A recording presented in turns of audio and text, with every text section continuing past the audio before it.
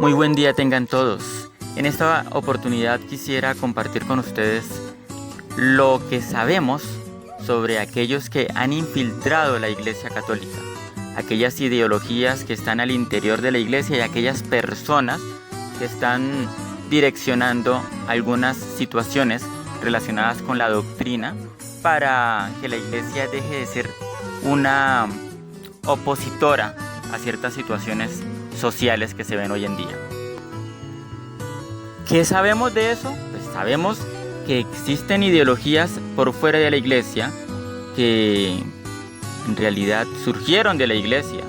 No son religiosas esas ideologías, pero así como los apóstatas, aquellos que menciona el apóstol San Juan, son personas que estaban en la Iglesia, que comenzaron a pensar desde la Iglesia, pero que no perteneciendo a la Iglesia salieron y comenzaron a realizar otras cosas.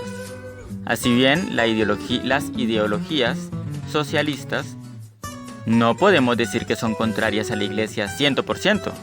Claro, existen muchas cosas que no pueden coexistir con nuestra doctrina, pero se fundamentan, por ejemplo, en autores como Tomás Moro. Tomás Moro escribió un libro hermoso que se llama Utopía. Y en ese libro, aunque desde una perspectiva más literaria que filosófica, sin embargo, hace planteamientos filosóficos en orden a lo político.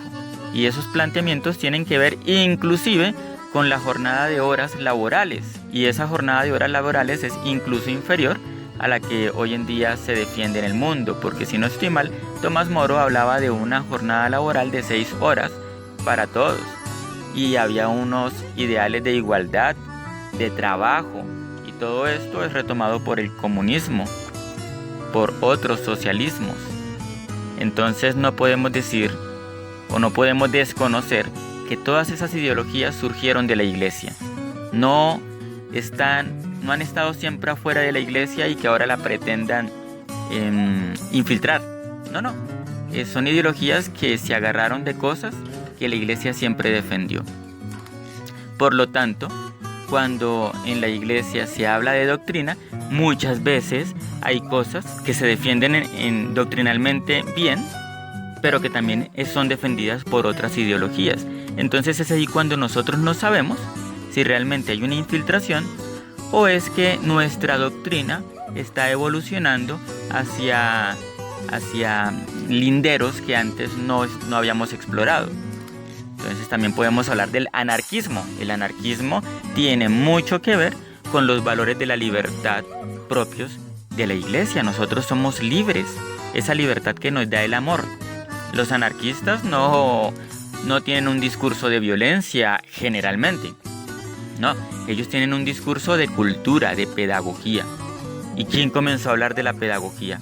La Iglesia hablaba de la pedagogía de Dios con nosotros. Esa pedagogía en el plan de salvación que va de menos a más y que nos va acercando a Él, y que por último viene una revelación plena que es Cristo. Y esa misma doctrina habla de nuestra libertad, que hemos sido creados libres para amar a Dios. Bueno, pues los anarquistas consideran que ningún gobierno es garantía. ¿Qué creemos nosotros los cristianos, los católicos?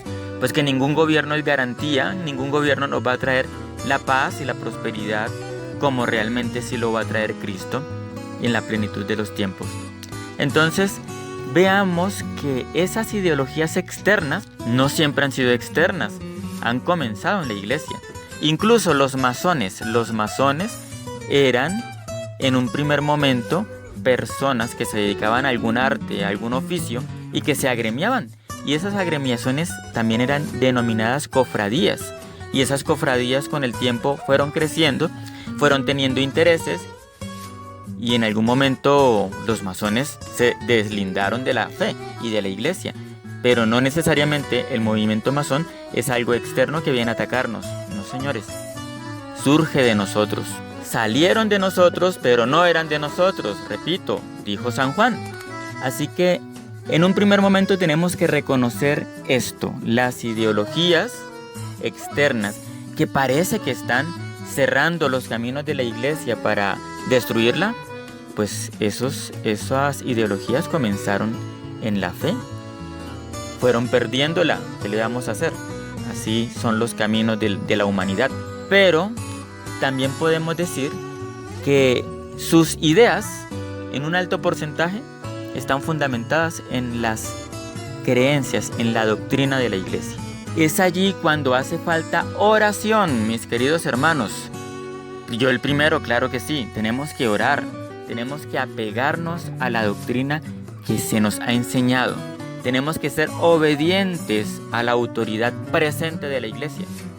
Por si acaso alguno todavía tiene sus dudas, pues al Papa Francisco, claro, y a todas las conferencias episcopales y los obispos que están ejerciendo su ministerio en coherencia y en unidad con la sede apostólica.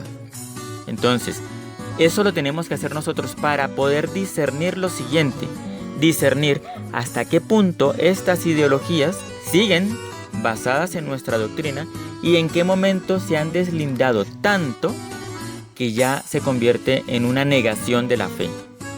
Y también tenemos que discernir otra cosa, hasta qué punto nuestra doctrina se está desarrollando como naturalmente lo debe hacer, porque la inteligencia de la fe va avanzando, aunque la revelación no varíe, no cambie, porque ya es definitiva. Pero nuestra inteligencia o comprensión de esa revelación sí que va cambiando, sí que va variando, porque va profundizándose. Nunca se contradice a sí misma, pero siempre varía, cambia. Entonces, ¿hasta qué punto este proceso de desarrollo doctrinal es coherente con la revelación y en qué momento se está convirtiendo en una nueva ideología que en el futuro será otra del mar que nos rodea? Eso es lo que hay que discernir. ¿Y por qué? Porque no es suficiente con hacer una negación y decir, eso es teología de la liberación. O tampoco podemos decir, eso es neoliberalismo. No. Todas estas ideas que surgen dentro de la iglesia, si bien pueden tener alguna influencia exterior, son ideas que pueden ser válidas, ¿sí? Nuestra iglesia es una, pero nuestro pensamiento y nuestra vivencia de la fe no necesariamente es una. Por colocarles un caso sencillo y fácil de comprender, la iglesia tiene más de 20 ritos. Son expresiones de la fe y son diferentes. De la misma forma, las doctrinas pueden aplicarse pastoralmente de forma diversa. Inclusive algunas doctrinas pueden tener variables siempre y cuando esto no sea una contradicción con el centro de nuestra fe, con nuestra revelación, que es Cristo, la verdad. Entonces, hermanos, estos desarrollos doctrinales no les podemos decir un no cerrado, hay que discernirlo. Aunque parezca comunista, aunque parezca neoliberalista o neoliberal, nosotros no podemos dar un no definitivo, porque nosotros no somos, en primer lugar, no somos la autoridad de la iglesia. Eso le corresponde a la autoridad. Y según los dogmas de nuestra fe, la autoridad plena sobre la totalidad de la iglesia la tiene el sumo pontífice, el que esté en ejercicio. Así que eso en primer lugar. Y en segundo lugar, no podemos dar un no definitivo porque resulta que esas ideologías externas surgen de ideas previas que están dentro de la iglesia y que continúan dentro de la iglesia, dentro de nuestra doctrina. Por lo tanto, si decimos un no definitivo solo porque parece comunista, a lo mejor le estamos dando un no definitivo a una doctrina nuestra.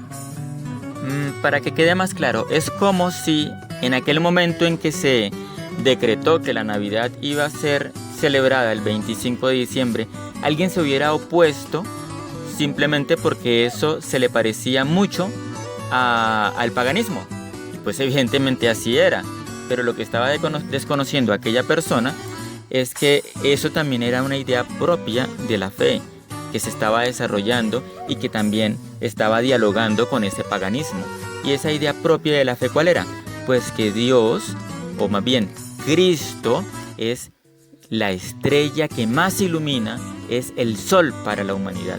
¿Por qué? Porque nos ha traído su luz resplandeciente. Y esa parte es algo de la fe. Claro, se parecía mucho al paganismo, sí, y ustedes saben que hoy en día nos siguen atacando con eso, pero era de la fe. Entonces, hermanos, no seamos tan sesgados o cerrados. No, por favor, discernamos. Hay discernimiento que Dios nos regaló, puso en nuestra mente para que fuéramos capaces de acercarnos a la realidad conforme su enseñanza. Eso lo puso Él en nuestros corazones. Claro está que el exceso de discernimiento sin la doctrina, sin la obediencia, nos lleva a unos caminos iguales a aquellos que se apartaron de nuestra fe, de nuestra doctrina. Entonces hay que tener nuestro discernimiento, pero en obediencia. Y que nuestro discernimiento en obediencia esté también cercano a Cristo, porque a veces nosotros nos llenamos tanto de ideas sobre la fe que perdemos la fe. Entonces tengamos mucho cuidado con eso. Y por último les iba a comentar quiénes son los que nos infiltran. Bueno, ya en un primer momento sabemos de dónde provienen las ideas. Muchas veces provienen de los desarrollos de aquellos que salieron de la iglesia. Otras veces creemos que es así, pero realmente son las doctrinas propias de la iglesia que se están desarrollando en diálogo con la sociedad y con aquellos pecadores a los que tenemos que llegar a evangelizar. Pero ¿quiénes son los que nos infiltran? Bueno, eso sí se los tengo que dejar en la siguiente frase, es decir, lo único que sabemos sobre aquellos que nos infiltran, ya que son casos tan particulares que se puede decir cualquier cosa, pues lo único que sabemos de ellos es que lo más probable es que a lo mejor, quién sabe. Muchas gracias.